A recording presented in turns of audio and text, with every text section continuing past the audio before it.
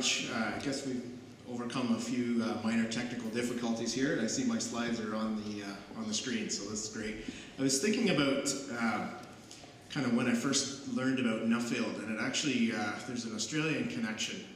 In 2006, I was working at the University of Guelph in Ontario, Canada, with an Australian graduate student whose brother, I believe it was Robert Kelly, was a Nuffield scholar, was coming through Ontario. So they asked me to come and join and spend some time with them talking about grain production. So since then, I've always kind of kept Nuffield in the back of my mind, and had the opportunity in 2012 to become a Canadian Nuffield scholar. So I'm going to just share a little bit about my background and where we farm and some of the things that I'm involved in, and then a little bit about my project in about 12 or 15 minutes here. So I'm actually in the middle of my independent travel. I traveled in February and March with the Global Focus program, and are now spent some time in the UK in July, and just got here on Tuesday, and I'll be spending a few weeks in Australia before returning home.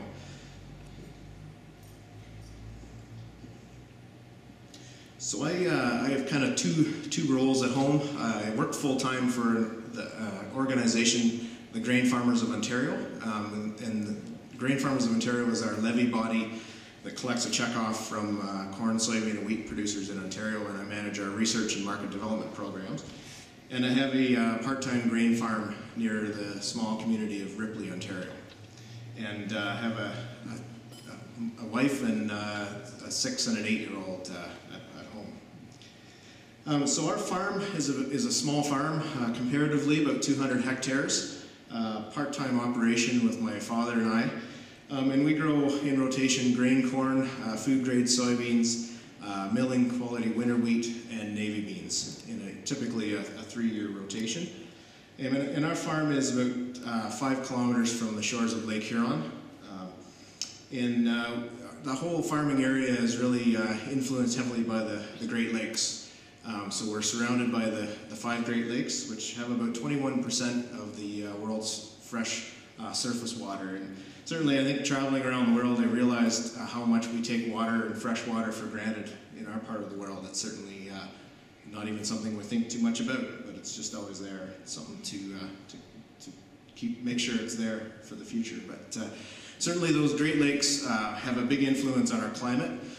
We do get about 770 millimeters of rain. About 500 millimeters of that is during our growing season, which is typically from May to September. We have about 150 frost-free days. Last frost is typically around May 5th, right when we're planting corn, and around the 1st of October is typically our first frost. We do get, on average, about 2.8 meters of snow, typically December, January, and February. So if anybody's planning a trip to Ontario during those months, maybe give me a call first, and we'll make sure the roads are open. But we do have 4 very distinct seasons, and this picture was just taken a couple weeks ago, just out our front porch. And leaves are starting to turn. They're pretty well all gone by now. And in a couple months, that'll be the view out the front porch.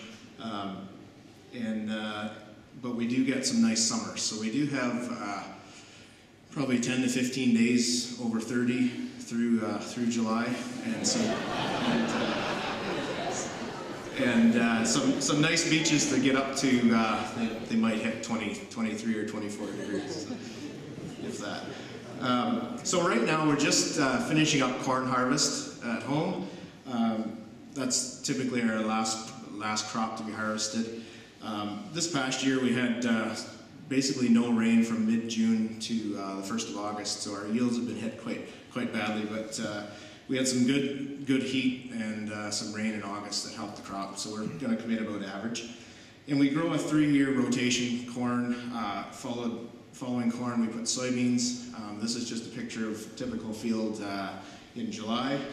And then harvest our soybeans in late September, and those fields are direct seeded right into winter wheat.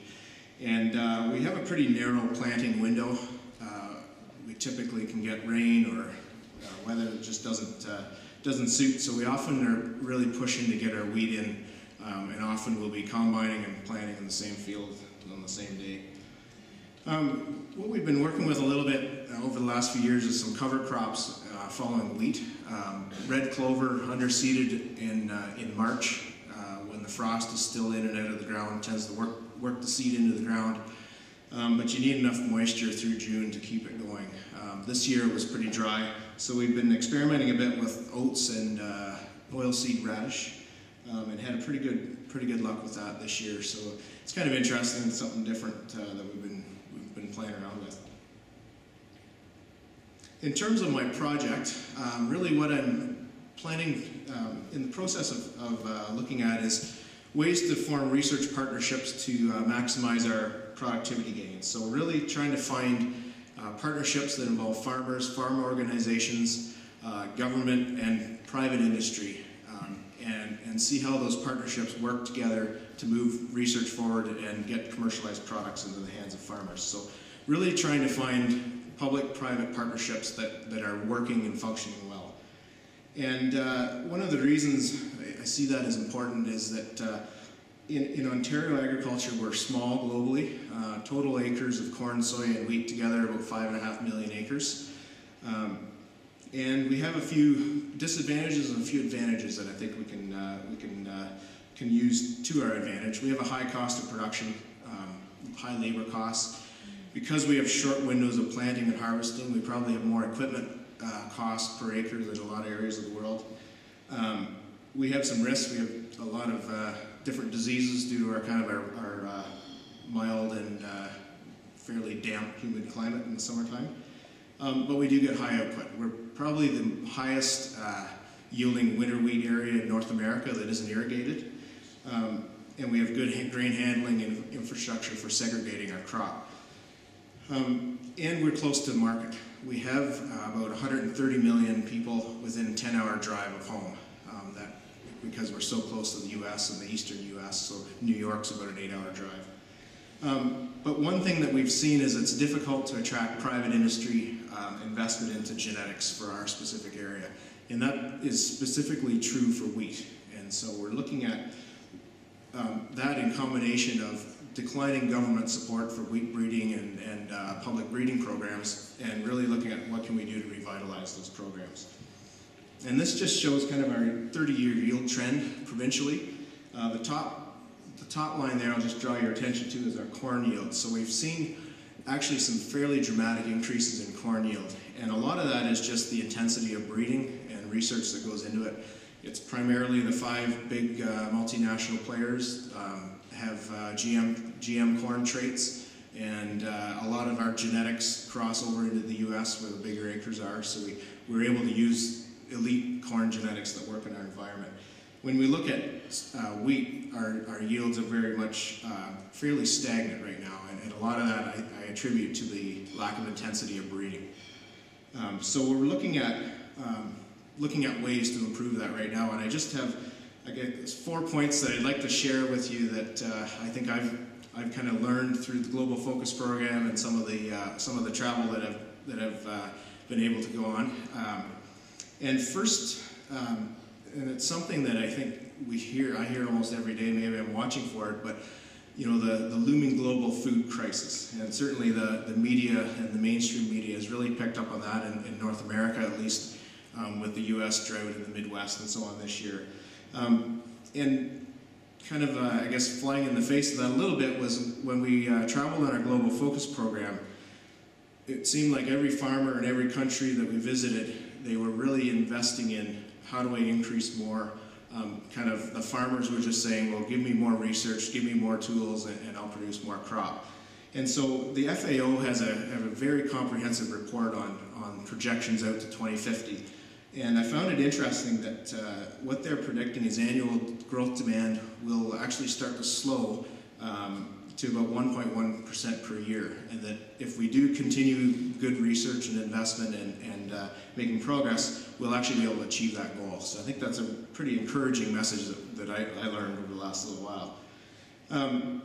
Secondly, one of the things I learned in terms of research partnerships that is key is understanding your market position and goals. And I really saw that in the UK in some of their wheat breeding programs where, for example, they have a Wheat 2020 program where their ultimate goal is 20 tons per hectare within 20 years. And so that's a bold goal, but they've got a big research program rallying around that. And we're trying to do some of that forecasting and setting goals for our crops in Ontario. Third, the public-private partnership models. There isn't just one off-the-shelf model that works, but I've come across some key things that I think are important to success. As I mentioned, defining your goals and your market position. Proactive farmers and having farmers actively involved in setting up and organizing the system, I think, is key because it keeps it practical and oriented to what we need. And the third, and perhaps the most important, is that defined intellectual property rules and ownership are key going into partnerships with multiple players. And certainly one other observation that I'm not sure if it's accurate or not, but it just seems to be, it could be coincidental, but a lot of partnerships that I've seen tend to be in response to declining government funding for research. And certainly we're seeing that in Canada. I think it's kind of accelerating some of the change in the industry taking charge. And so it may not be the right approach to making it happen, but certainly that maybe speeds up the change. And fourth, turning ideas into action. I think I really learned that on the Global Focus program, where we met with countless farmers and business people that basically had a good idea, didn't know where it would end, but they went with it. They just took action and they found partners along the way and were able to turn it into something really big.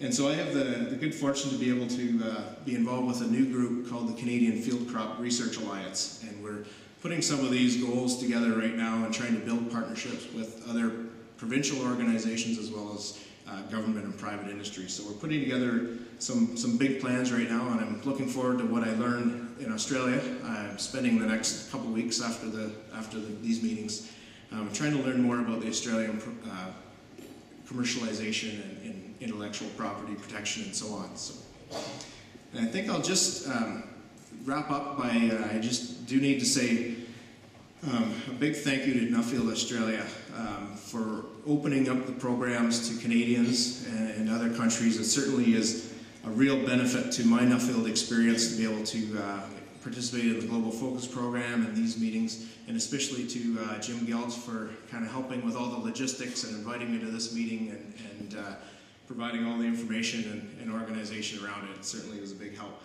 And I would like to also thank my fellow travelers on the Global Focus program for making it a great experience. We really had a lot of laughs, some good times, and made some true friends. So this is just a picture of about, I think, the second day of our Global Focus program, and I'm kind of looking at that picture and thinking we were looking pretty good then. Then I was looking at some other photos, and this was, I think, March 30th, about 6 weeks later, waiting for our bus in Brazil. It was about 3 hours late, and we were a little tired, a little hot, a little cranky. So thank you very much, and